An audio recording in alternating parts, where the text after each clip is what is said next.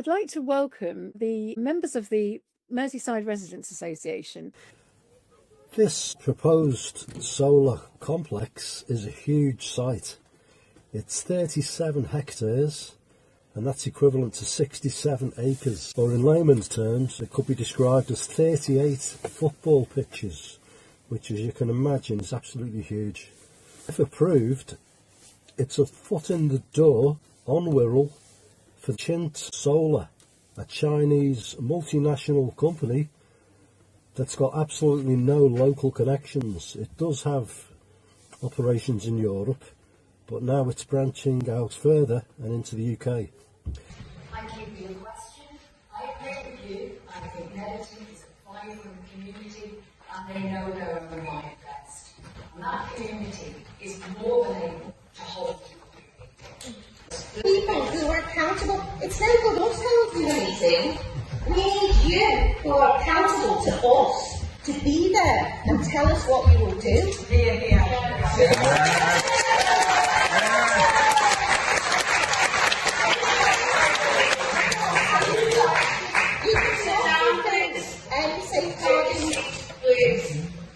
Welcome to today's rally. Sefton Residents Association is part of the National Residents Association, and the rally for today is about the site which is proposed for a data centre just here, Wirral Road in Boodle. We do need the community on site to take this forward. We can be the signpost for these people and to explain what the agenda is, what their part is to play in it.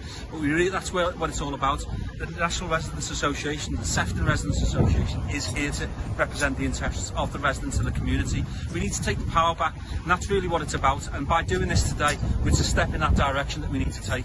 We've got with us here Paul, Stephen and Maria, and they've been doing a sterling job at battling several issues really in Merseyside, and we're going to sort of be taking each issue one by one. We've got the Wirral solar farm, and most people are battling solar farms in this country at the moment.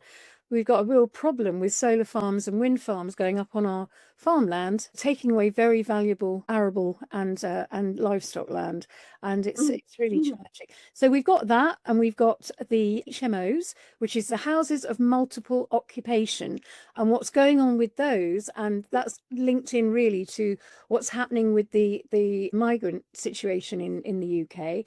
And then we've got the issue of data centres, which is a real issue because they're quite dangerous. And also, without those data centres, they can't bring in digital ID because they can't store the data. So if you can oppose them, then we're actually helping to stop digital ID. So that's a kind of overview of it. So I'm going to start now with Stephen. And Steve, you're going to talk about the solar farms? I mean, Paul, that's me. Oh, Paul's going to start with the solar farms. Sorry about that. Right, let's start with the solar farms. Paul. Yeah. Do you want me to just, do you want to ask me anything first? Or yeah, well, apparently you've got this big proposed Chinese solar installation in the Wirral. So right. Tell me, describe the area and what really the characteristics that make you feel that this application wouldn't be in keeping with the area and how you're challenging it. Okay. Well, it's going to be based in the village of Thurston in West Wirral, and this is on the banks of the River Dee, and it's one of the most gorgeous and scenic areas of Wirral. It's actually a place of outstanding natural beauty. It's a very prosperous and affluent area, and to give you an idea of that, the former Liverpool football manager Rafa Benitez chose this area as a place to live back in the early 2000s. He had a mansion in neighbouring Cardin overlooking the River Dee and across the Welsh mountains. But in West Wirral, residents on average live for 10 years longer than their counterparts in the east of Wirral because there's so many more social advantages and a better standard of life. But as far as the landscape goes, it's a wonderful ancient landscape. And largely it hasn't changed for centuries. As I say, this greenbelt land is set on the banks of the River Dee estuary. Beautiful countryside, yeah. Oh, it's wonderful. And on a clear day, the area is bathed in the light of the setting sun to the west. Absolutely gorgeous. And it's a popular area for out of town visitors. The Wirral Country Park is just half a mile away, and that's very popular and open for camping and fishing throughout the year. So that sort of sets the scene. So it's amazing that people live longer because of this landscape, I expect, with, you know, being in nature and all That's that right, yeah. as well. Yeah. Yeah, it's the sort of place where you will live longer, you know, very different to the east of Wirral, which is looks across to Liverpool sort of thing. Yeah. So they're proposing to destroy part of this landscape. How big is this solar farm that they're proposing? It's actually electrically, it's going to be 27 megawatts. Sorry, where are we? No, it's 26 megawatts, but in hectares, it's 27 hectares. Right. And in sort of layman's terms, that's 38 football pitches.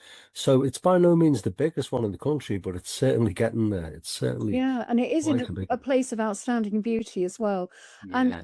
probably taking up. Is it taking up farmland? Is what's it? It is. It's going to be on. It's going to be on about 5 or 6 very large fields, you know, Yeah. and this land, it's an unwanted intrusion, really, because it would be set in between 2 conservation areas very, very nearby, Thurston to the east and Caldy to the west, and visually the solar complex would not at all be in keeping, you know, with the look of the many listed buildings in this area, because we've got Thurston Hall and we've got the Church of St Bartholomew's, and they're both Grade 2 listed buildings. They're in the immediate vicinity of this solar farm and can be traced back to the 12th and 14th centuries respectively. And I could talk about the ecology as well, if you like, Sandy. Yeah, I do. Yeah, okay. Well, the River Dee estuary is a protected triple SI or site of special scientific interest, and migratory birds frequent the area all year round. We've got shelduck, sheldrake, black-tailed godwits, pintail, widgeon and curlew. And October to December is the busiest time of the year for migrating birds. And then down on the ground, we've got protected great crested newts are known to live actually on this farmland where the solar, None of it proposed. makes sense, does it? I mean, they No. go on about biodiversity, and then they bang up these, you know, in the name of climate That's change. right. I mean, it's Yeah. crazy. It's And I've actually spotted something in regard to these great crested newts, which I'll tell you about.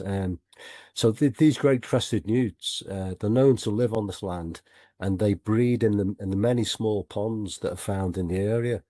And as you know, this has been going on for hundreds of years, possibly millennia, with no disruptions. No, so they're really settled in their habitats, and the introduction of a huge solar complex could drive these creatures away from the area. No, and with regard to that, I've read the scoping report that Chint Solar have provided to the council, and they have mentioned that there are great crested newts there, but what they've omitted to mention is any the way they're going to deal with them, you know, because what happens if they find a great crested newt while they're constructing this thing? All work has to stop immediately. And they've also, around the whole perimeter of the site, they've got to install a plastic barrier, which is about 1 foot tall. And it's flat on the inside, and then it's sort of sloping on the outside, so the newts can't climb up, you know, the inside. So that's got to go all the way around the outside of it, but there's no mention of that inside the scoping report, which is 112 pages long and mentions a hell of a lot more, you know. You know, it is so. I mean, the thing is that particularly in the UK, we are being hit with all of this stuff because in other countries, for instance, Italy, Spain, other countries, they're not allowed to put these panels on the ground. They're told they can put them on shopping centres, they can put them on big big sort of malls and all sorts of things, and factories. They can put the solar panels on buildings, but they are not allowed to put them on the ground, because certainly to take farmland away, which is really interesting that it's only the UK where we're having this forced on us. Why aren't And they? isn't it funny, because it rains more here than any of the places you've just mentioned, you know, so it doesn't make sense at all.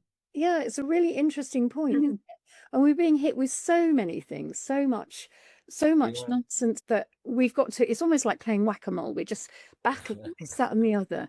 And I think this podcast hopefully will show that we, you know, what we're all dealing with as human beings in the UK, because also these things, these solar panels are toxic.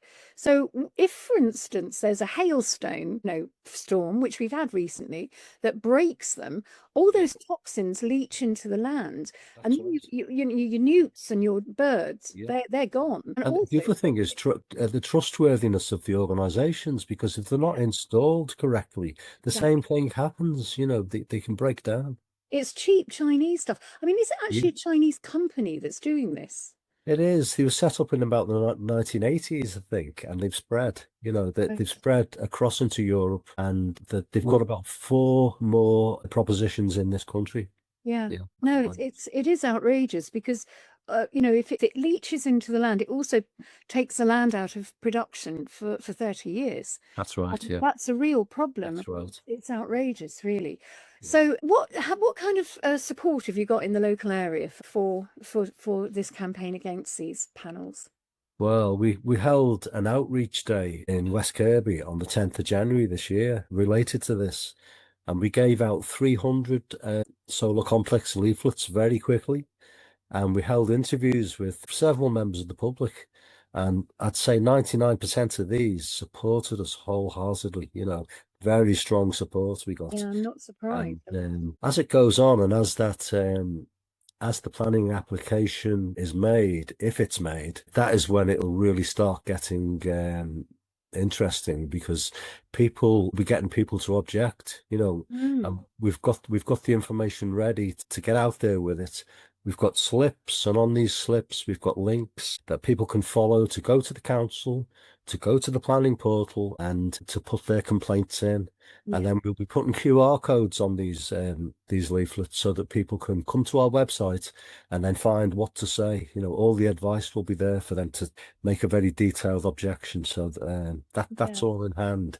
And I've got to say that as far as support goes, we've got councillors as well. We've got Councillor Jeff Green, who's the leader of the local Conservative Party. You know, he's expressed his reluctance towards it, and along with his 2 local councillor colleagues. And then we've got another 6 from neighbouring wards, and they're opposing it as well. So that's about 9 altogether. 14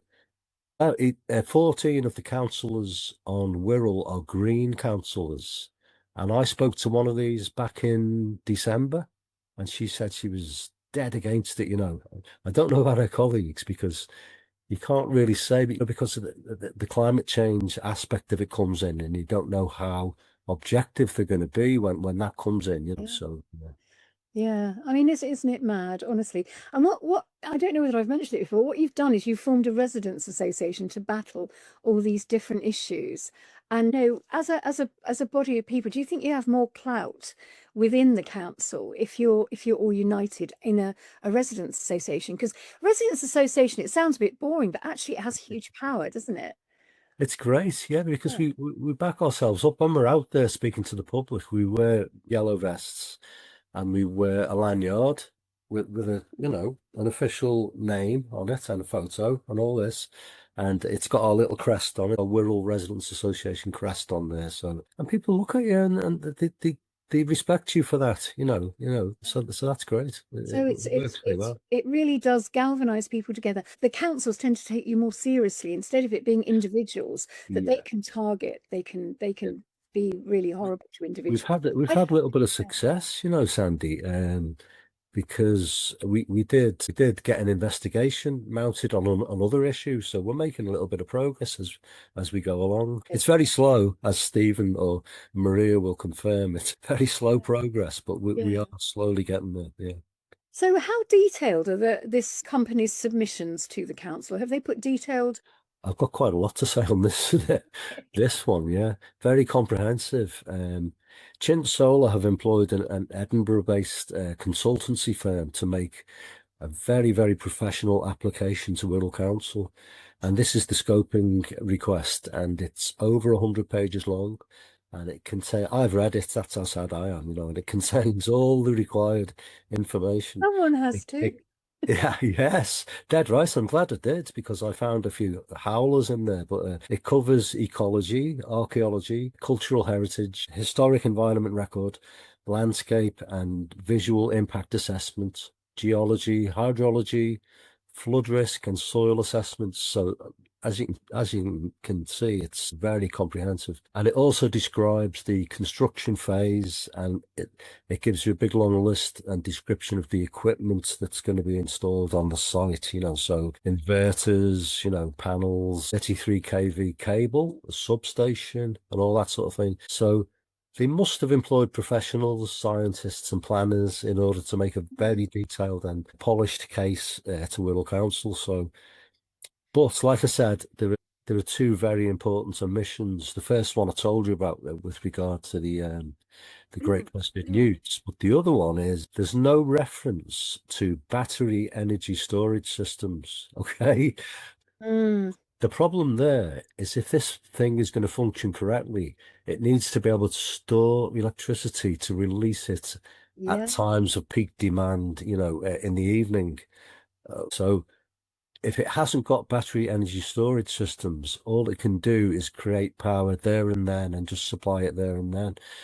None of them do that. So because when the wind isn't the sun isn't shining, they don't produce anything. So well, yeah, they do when it's light, they do.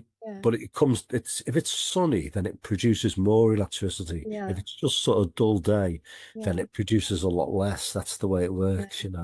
So these battery energy storage things, that is so that they can store it for when it's dark, or Yeah, and so this one would need 12 shipping container size banks of batteries. You know what a shipping container looks like. It would need 12 of them on this site, which would be a horrible visual. Not only is it visually awful, but those battery energy storage facilities are very dangerous, aren't they?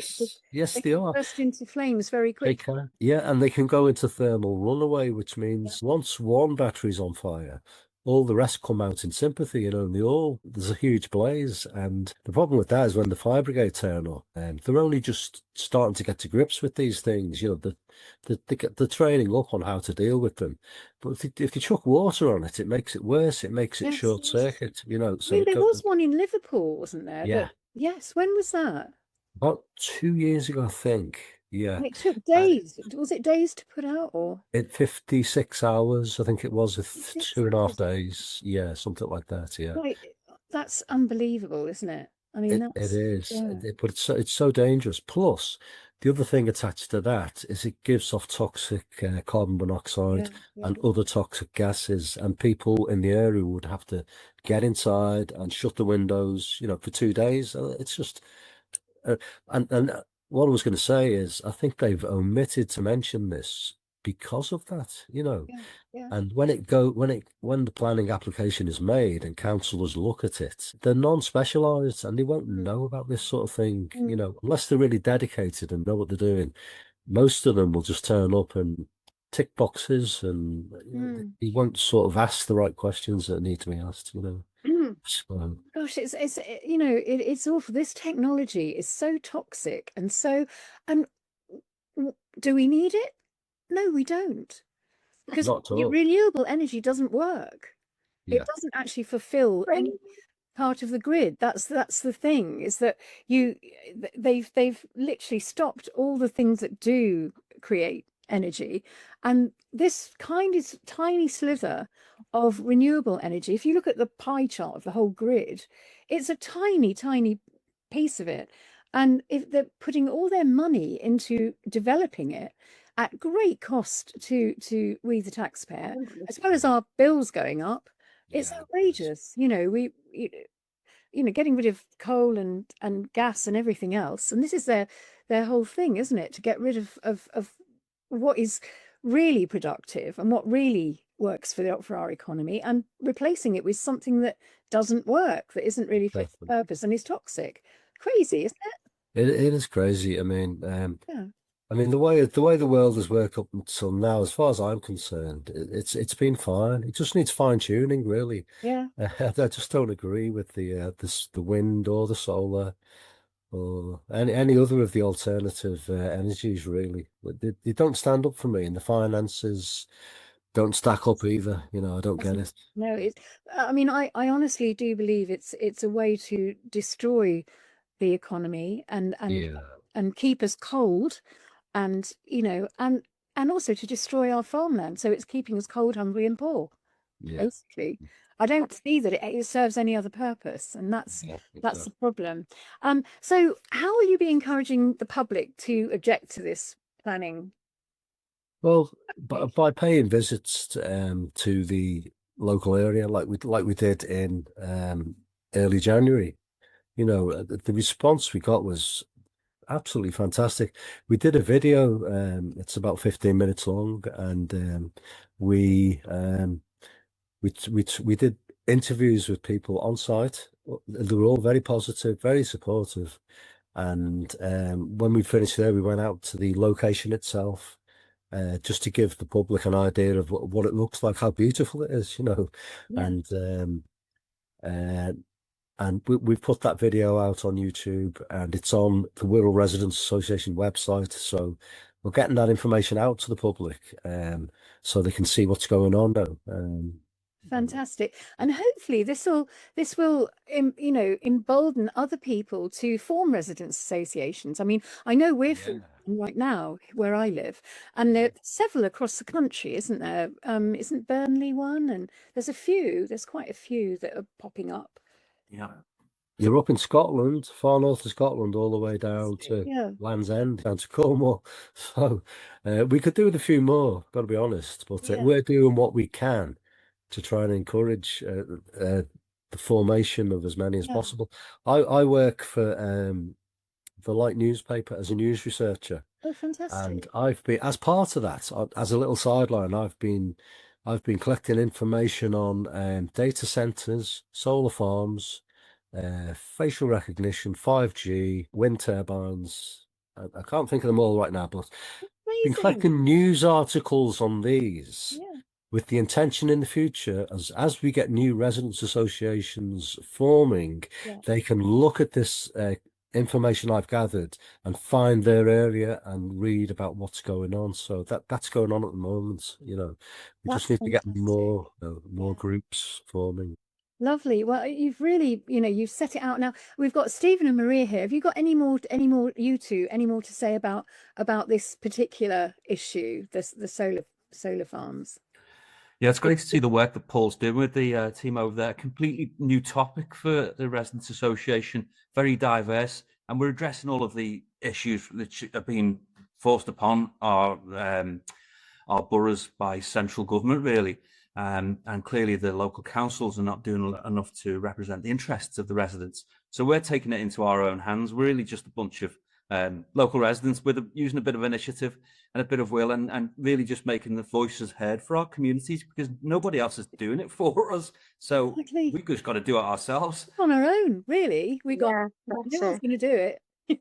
I mean, as well, I think the problem is that on Merseyside, most of the councils are Labour led, and so they just dance to the tune that the Labour government tell them to dance to, and they make it quite clear that they're not concerned about the residents.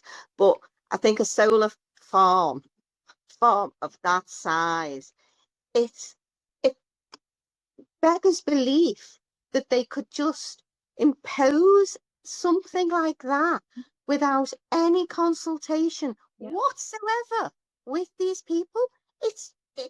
And this is a common theme, isn't it, Maria, that we're seeing there? Everything is being imposed. It is. Local communities having no say in this. And when we see this happening, we know something's wrong. We know it's linked to a wider agenda, of course. Absolutely. Yeah, exactly. Yeah. It's happening. It's happening in most spheres of our lives. You know, that we're just literally being, the legislation's going through Parliament that we don't agree with, but it's happening all over. And I'm so pleased, because you know what I love about you up in Liverpool is that you don't take any nonsense, and you're taking it into your own hands. And I mean, I've covered some of your meetings on when I was with UK Column, and you really, and I saw that wonderful thing where all the council walked out because they couldn't cope with the questions. It was brilliant. You really had them over a barrel, and that's what I love about you. And if every single area were to be able to do what you've done, I think that we'd sort a lot of this out. And I really take my hat off to all of you, because it's funny, you know, Sandy, sorry to interrupt, but it's funny because the government often target Liverpool. They think if we can break Liverpool, we can break everywhere else. There you go. Yeah. You see, we're far too polite down here, and we've got to stop it. We've got to be more Merseyside. That's what I think. You should get some merch. Be more Merseyside. Yeah. I think that would be really good. So listen, now I think we could move on now. I think Maria's got a lot to say about HMOs, because this is another thing that you've had a bit of success with, isn't it? These are houses of multiple occupancy. Tell me about what the issue is, Maria, and what you're doing. Right. So before the Merseyside Residents Association was set up, a group of us for a year or so prior to that have been attending the Sefton Council meetings and raising concerns. And then the videos were getting out there, which you've seen, Sandy. So we then, in July last year, so we'd already been going our little group for about a year or so. And at that point, we were called Sefton Residents Against Agenda 2030. Then we heard about the National Residents Association, and the Merseyside Residents Association was set up last summer, and we became the Sefton branch of the Merseyside Residents Association. So at that point, we did some leaflet drops and some social media canvassing and said we wanted to hold public meetings about not just HMOs. What we said to the residents was, please come together. Together, we've all got lots of concerns about how the council's failing us. So we should all have a meeting and decide what we can actually do about it. So it wasn't a meeting per se about HMOs. So we held those meetings on a Tuesday evening in a local pub. But it became very, very clear that the main topic at that time was HMOs and hotels, asylum hotels. And people were very, very concerned about the safety of their women and children, because at that time we had had a couple of very serious incidents with a guy from one of the HMOs on a Saturday morning in our local shopping centre, walking round, swinging two zombie knives around. It was just shocking. He was arrested outside an activity centre where little girls were dancing that morning. The echoes of the Southport incident were quite chilling. And another one where three men in an HMO were arrested because one of them was stabbed by another one. There was a litany of these sorts of incidents. So people were very concerned. So when they came to our meetings, that is the biggest concern that they had at that point, the HMOs. So we said, right, well, what we need to do is we need to get onto Sefton Council. We need them to start listening to us. And if we all band together, if there are so many of us, then they will have to start listening. So we were whipping up quite a lot of public support for these meetings. And then in August, I got a phone call from the landlady of that pub saying that she'd had a complaint that we were to have a right-wing speaker on.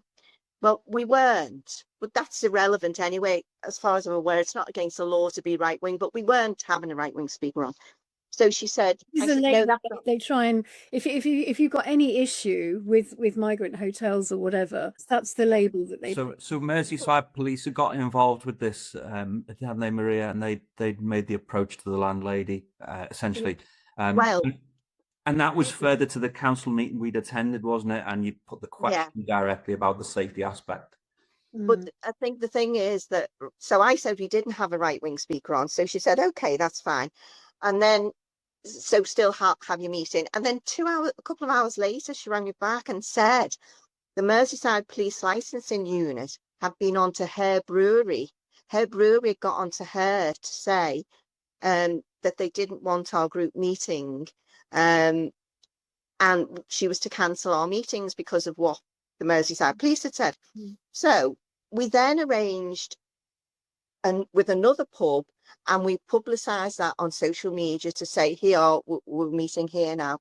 And the day before we were to have our first meeting there, again, Merseyside Police got on to the licensee, to the landlady of that pub, and also said to her, this group causes a problem with community cohesion. So she had to cancel us, and she didn't want to, but she'd been told her licence was at stake. So we then referred that to the Free Speech Union, who went to Merseyside Police, and Merseyside Police astoundingly said, no, we didn't say anything like that. That was nothing to do with us. We really didn't do anything. We really didn't. So we then submitted a SAR to the Free Speech Association, a subject access request, to ask for all the communications around this. And now, so that was back in September that we submitted that. We're now in February, and despite the Free Speech Union persistently asking the police to fulfill this subject access request, they still have not done so. And that means that our meetings now have not resumed, which is a huge problem, I feel, for democracy. And you know, people are not being allowed to speak, and it's absolutely astounding that this is happening. But it's astounding that the police would deny that they had any involvement in this. Absolutely shocking. But ironically, in parallel with that, Maria, then we started to follow the process with regards to Fullwood Way, one of the applications that it was in for an HMO. And given the amount of public pressure that was built, it was like a tidal wave from the meetings that we were running. One of the local councillors did actually get involved, didn't he, in the end? He did. So Joe, so the last, which was a couple of weeks ago, wasn't it, the Fullwood Way one? Now, what we should say is, HMOs at that time were just waved through by the council. They've been told by the government, if someone wants to have an HMO, just let them go through, no planning permission required. However, because of this tidal wave of opposition that they were receiving, and of course the May elections, they decided we put an Article 4 in Sefton, which means that an HMO could not be granted unless planning permission was given. So from then on, fairly recently, HMOs now have to have planning permission. And everybody thought that an Article 4 was the magic bullet, the silver bullet. But of course, we know it isn't, because of a very, very flawed and biased planning process, which just waves them through. So Fullwood Way was one of the first, really, I suppose, to go through this planning process.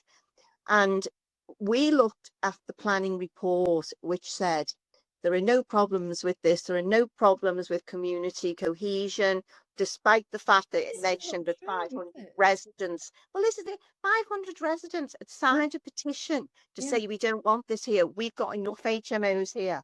So this report, very disingenuous to say the least, said there's no problems with no evidence of problems with community cohesion, despite the fact that they'd said there was this petition. And there were no other HMOs in the vicinity, which was a lie. That was just a downright lie.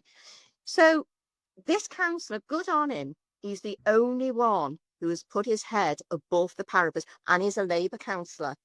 And he went and spoke for 5 minutes on a litany of crimes in that area. And let me just tell you what he quoted. He quoted. This is interesting, isn't it? Because this is what they like want you to hear. Yeah. Exactly. So he quoted. So This report didn't mention any of this. It just said, yeah, it's fine, pass it through, we recommend acceptance. So then Joe stood up and said, this was on the 14th of January, he said there were over he'd got his statistics from Merseyside Police. He said in his ward alone, St Oswald's ward, so one ward, over 600 violent and sexual offences in the previous 12 months, nearly 200 public order offences, over 150 antisocial behaviour offences, references to serious knife-related incidents involving HMOs, evidence of exceptionally high HMO concentration in his ward compared with other wards, concerns regarding fear of crime, safeguarding risk and community cohesion.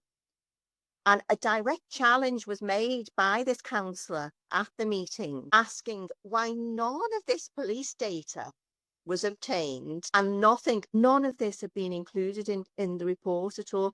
And we were at the meeting and you could see the councillors absolutely astonished at the report that they'd read as opposed to the facts of the matter.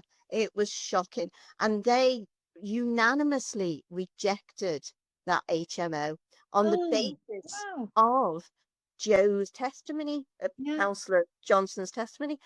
If Councillor Johnson had not got involved in that, those planning committee members would have waved that through, as they have done in all of the previous applications. And this is what concerns us. What concerns me is that the veracity of that report is very, very doubtful.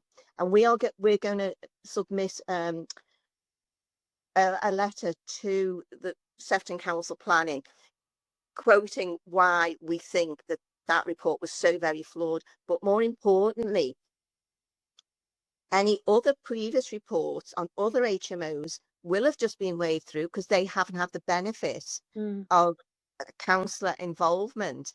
And of course, prior to the Article 4, which is fairly recently, all of the HMOs were just given permission because there was no planning application. They were just pushing them through. It came under permitted development rights previous to Article 4.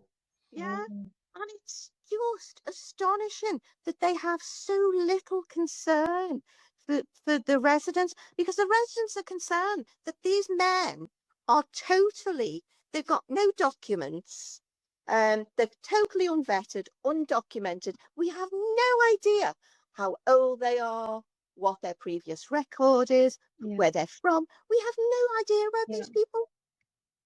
It's shocking.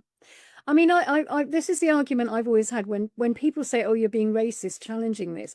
I say, do you know, we in this country have been so tolerant of integration, for years and years and years, but this is too fast and the volume is too big, and we don't, and they are illegal.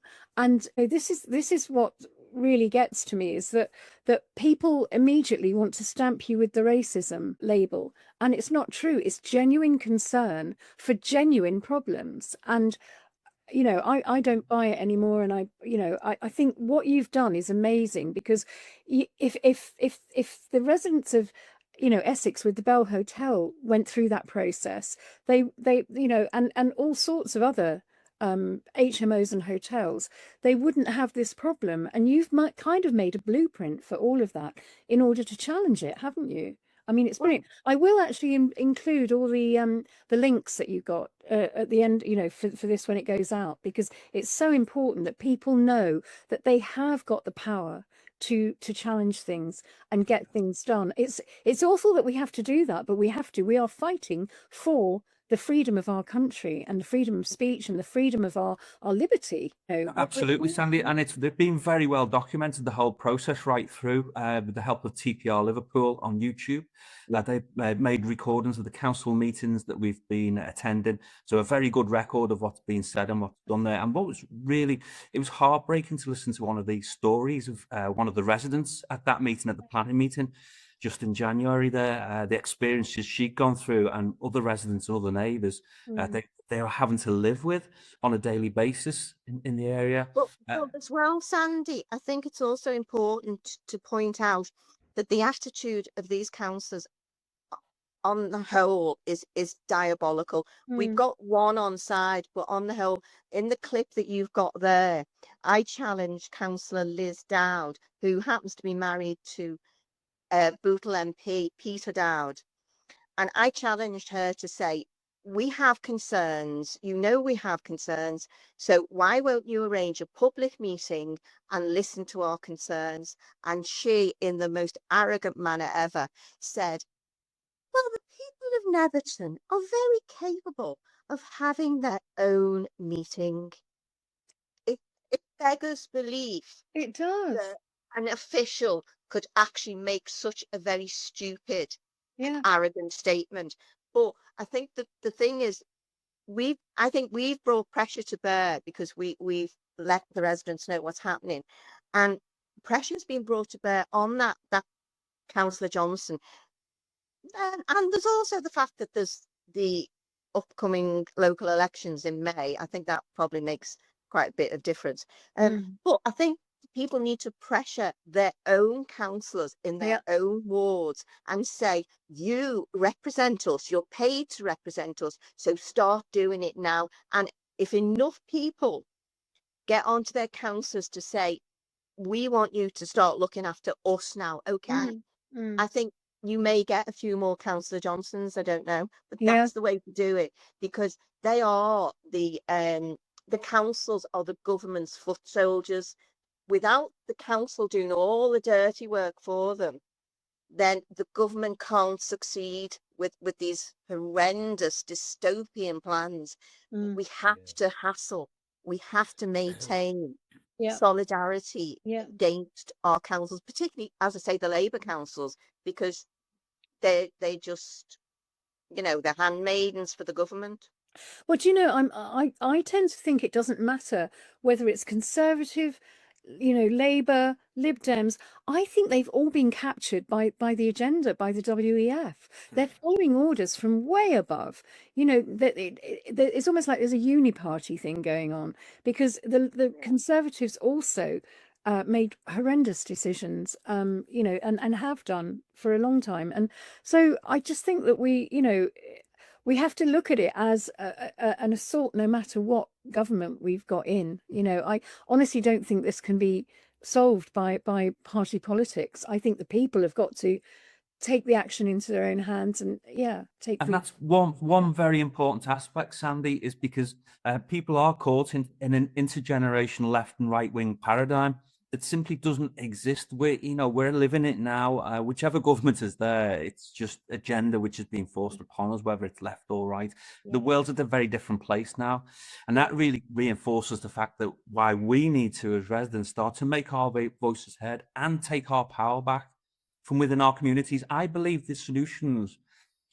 believe the solutions will come from our communities, because it looks like there's nobody coming from authority to save us. We're on our own. The white horses, then. We're definitely on our own.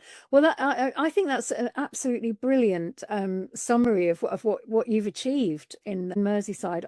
I'm really amazed how you've been able to turn that one around, and let it be a beacon of light to other areas in the UK who can do this. You can do it. You've just got to organise yourselves and put together an association. You can call it whatever you like. I mean, in Glastonbury, they're calling it People of Glastonbury, I think. And it's a residents association, but they're calling it, I don't know, because they're quite different here. They don't want to conform to the word residents or something. It's got something to do with common law. I don't know. But anyway, it doesn't matter what you call it, so long as you're a body of people getting together for the common good of the people of that area and challenging your councils on things that are clearly wrong, then, brilliant. So I'm just going to move on now. I think we've got you, Stephen, are you going to be talking about data centres? Yeah, correct. Yeah, lovely. So this is do you know, I covered this on UK Column. I've just realised I did it. So way back in October, wasn't it? I've just had a moment.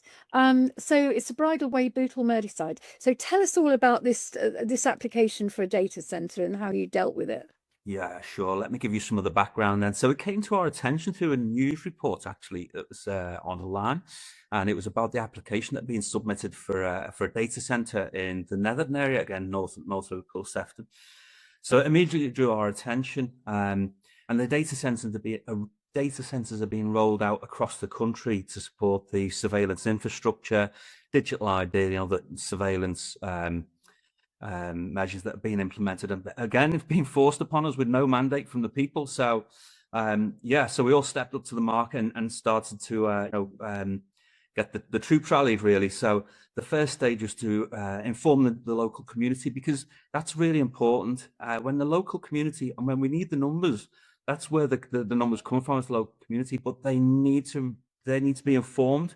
And when they're informed and they know it directly affects them, that's when we start to get people on board. So that's something we've learned from our experience, as Maria just outlined with the HMO issue there.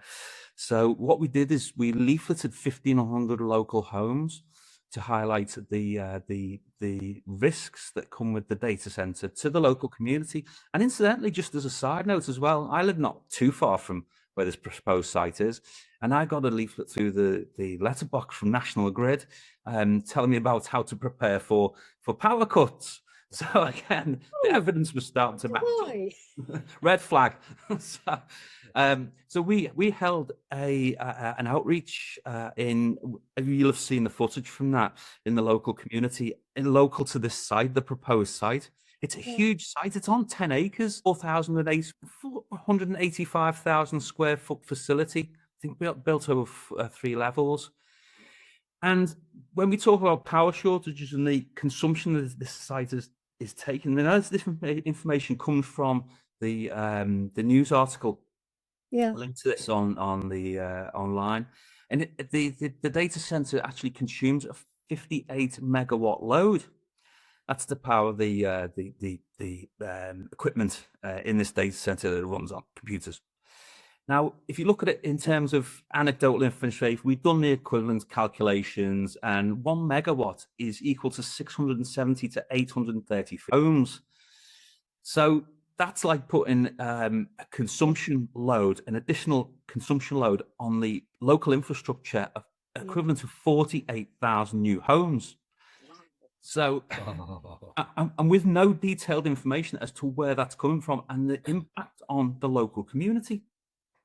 So, there was a so-called community consultation as part of the planning application. It's something they have to do, the developer has to do. So we asked for evidence of that, and it wasn't forthcoming. So one of our group, Jean, she made a request to the chief planning officer for the information regarding this community consultation under the gunning principles, because we think that's fundamental. If you look into the gunning principles, basically it underpins the requirement for public consultation. That's right. From local government. The gunning principles are really powerful, and I did do an expose of what happened in West Dulwich in London, and they got together 50,000 to challenge it in the High Court. They didn't even need to go to judicial review, and that's the beauty of the gunnings. You don't need to go to judicial review. You just challenge it under the fact that the consultation process hasn't been done with due diligence. They haven't actually done it properly, and they overturned a low traffic neighbourhood in London. And it was already in place. They managed to overturn it. Lambeth Council had to take all the infrastructure down, and they had to pay their court costs. So the whole thing was reversed. So it is really, really powerful. Do keep going. Yeah. Essential tools in the toolbox, really, for residents associations with other projects. People happen to be working on around the country. So this is all the learning that we're going through, really. Yeah. So obviously the risks to the community are there, and we tried to point this out with the outreach that we did. It was a great day, and really getting that message across to the communities and engaging in a positive way. It's not positive to sit in small echo chambers. It's easy to do that, but we've got to push ourselves to get out into the community and really make a meaningful engagement with the residents. We've done lots of different outreaches with digital ID in Liverpool as well. And again, you can see videos of that. It's been documented by TPR Liverpool. It's good to go back and watch that as well. And it's a good source of reference information for other groups as well around the country. So, yeah. Sorry, I didn't mean to interrupt. Do these data centres, do they have battery energy storage? They must do as well. So they can do. And in this particular one, as it's being quoted in this news article, the backup power source for this, so it's intended to run on mains power supply, of course, but the backup power supply for it is in fact 38 diesel generators to substitute the 58 megawatt load. So be friendly. penny green credentials are completely destroyed with the prospect of 38 diesel generators firing up if there's happens to be a power cup that we've been warned about to prepare for. So, yeah, as I say, alarm bells are ringing all over this, and it's not clearly being thought out, and certainly not for the good of the local community. Yeah. So as we're a community group and we're standing in the interests of the local residents, we're working on this actively now. And really the big one for us is the lack of consultation, the failure of the obligation under the gunning principle. So we're pushing for that now. That's the latest really avenue of attack. That's our strategy really. But the planning application is still in progress. It has been extended. Yeah. Reasons for that aren't entirely clear to us, but we know there was a request to extend that deadline date. So it's not yet been decided. So I can't comment on the conclusion of the planning application at this stage. But we've done, as a residents group, everything that we can do in the community to make sure that we hold the planning the planning department to account, because again, as previously mentioned, so many of these things are just simply being waved through at the behest of central government, and that has to stop. Absolutely. And part of this also is that don't they need lots of water to cool them down? Yeah, so they're saying in this case it's a closed loop water system, but again, we need more information in the plan application. It simply doesn't exist there, so we can't draw any firm conclusions. It has to have more scrutiny, doesn't it? Yeah. It's very general, correct, and the way the local council planning department position themselves is they say we just apply planning policy. They don't consider them to be have any technical knowledge or expertise to make any of those judgments, and they point that out. But somebody somewhere has got to be made accountable for these decisions, huge decisions that are affecting our communities, as we know. So these data centers, I mean, so the biggest worry about them, apart from the fact they're all over our land again, taking up valuable land, and they're toxic, but they also could mean that our energy, we get outages because there's not enough energy to go around. Is that right? And the water, there'll be water shortages, will be rationed, I would imagine, because the water consumption, the water requirements for cooling these facilities is huge. And even if it's a closed loop system, what happens with that wastewater when it's changed? Or for instance, there's lots of questions that simply are not being answered. And we're putting into those questions to the councils. We've pushed heavily for planning objections, so we've outlined all of these risks to local residents, and we've pushed, and that's been part of our sort of campaign for this project, is to get people to get involved with the process of objecting, do the groundwork first. These are just the basic essentials, and then start asking the hard questions and really holding them account, and then again going to the planning meeting. I think sorry, Stephen, sorry to interrupt, but I think the problem with data centres is that the public are not aware of any problems with them. The HMOs are self-evident, and the solar farms are self-evident. But for instance, this data centre is where a huge gyro bank used to be. So obviously everyone's heard of the gyro bank. So they were huge banks of computers for years and years, with hundreds of workers there.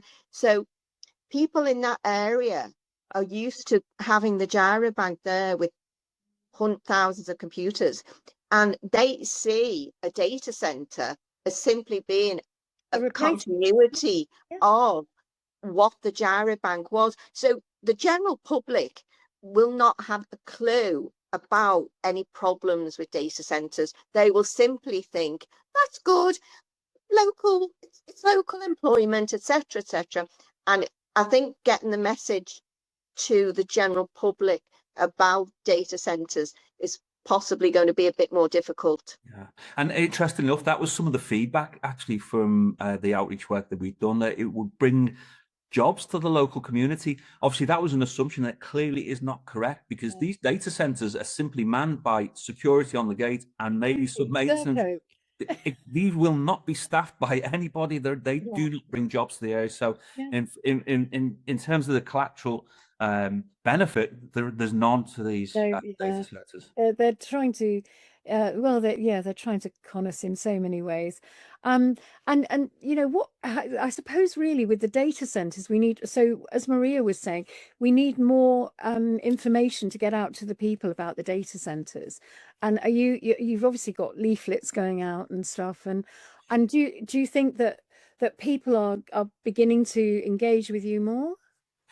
We do get a good response. Our online presence is quite good. We do a lot of work on the platform, social media platforms, and in the local community, and they generate some really good interest. In fact, the work that we did with the HMOs came from the communications that we did on online platforms, which I think is people are spending their lives online. Yeah. Let's face it. Where can we find you at Merseyside Residents Association? Yeah, so there's the Merseyside Residents Association website, which is we're in the final stages of putting that together, which is looking good. And also there's a Facebook group as well, so you can find us there. There's the Wirral Residents Association and the Merseyside Residents Association, but as you can see, we're in close collaboration anyway. So. Yeah. Amazing. I don't know. I mean, obviously, all three of you, I know we've covered quite a lot, and I think it's probably, we've been over an hour now. So is there anything else you'd like to add? Because I think it's really amazing what you're doing. I'm absolutely blown away with what you're doing. And you're a model for, you're a beacon of light, as I said earlier, for everybody else in the UK to do the same. So is there anything else you'd like to add? I would say, from the outset, really, when I learned about National Residents Association, this is a good opportunity. So many groups I've seen over the years, the course of the last 5 years, are really burning up a lot of energy, starting up their own local groups, working on certain sort of different specific topics. But the National Residents Association really covers everything that is impacting us with regards to Agenda 2030. All of the work is done there, so you don't have to reinvent the wheel, creating leaflets, flyers, information. Really use the standard format, and that takes really all the hard work for local groups setting up. We'll have all been there before at some stage. We can share the learning, but also it's important that the publicity that we're putting out into the public domain, it's all there. So it's done for you, It's absolutely amazing what you're doing, and as you say, Agenda 2030 is in full force now. I mean, I was talking about Agenda 21 16 years ago, 17 years ago, and everybody thought it was some sort of weird conspiracy theory, and I was mad. And it's turned into Agenda 2030 in 2015, and it's been rolling. And of course, COVID literally accelerated it. Oxford 15-minute cities. We watch the infrastructure going, cameras. It's going in right across Merseyside as well. So are there 15-minute cities planned for Merseyside? Well, we can see the infrastructure. It's all over. ANPR cameras at pinch points around the local area on main thoroughfares. Obviously, we can see that. We've been doing this work for 5 years now, so we can see it. But it's making the local residents aware and what that means. But it's becoming real now, isn't it? With Oxford. Well, they've now, the Oxford and I believe Cambridge and Canterbury, they were the test beds. I think that certainly Oxford has now been made into a fully functioning city. So this is all coming, isn't it? We can see it coming, and we have to do as much as we can to oppose it. And I think you're brilliant, you lot. Thank you so much.